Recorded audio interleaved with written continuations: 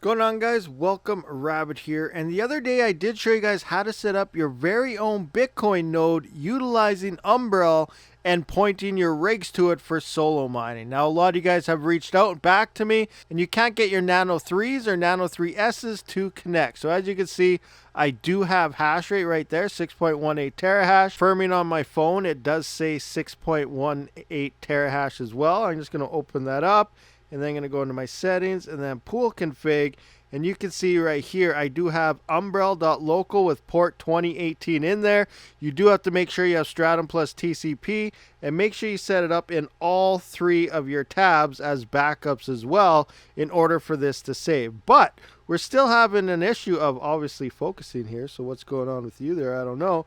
But obviously we're still having an issue as it doesn't seem to want to actually connect, even though it's showing some hash rate. We come in and actually look at my pool, we can see that our rig is not being detected here. So you are going to actually have to use your IP address, not the umbrel.local that you do use for your bidax and stuff. So there is various ways to find your IP4 address. Myself, I use my router and log in. We can see Umbrel right there. Our node is 192.168.1.67. All right, guys, so you can now see the Nano 3S is now detected on our Umbrel pool, mining to our own home solo node. All right, guys, so looking at the miner, you can see in the top there, 6.32 terahash mining away. And just so you can see exactly what my settings are, you do have to use the local IP address, same port, 2018, in order to connect to that node here.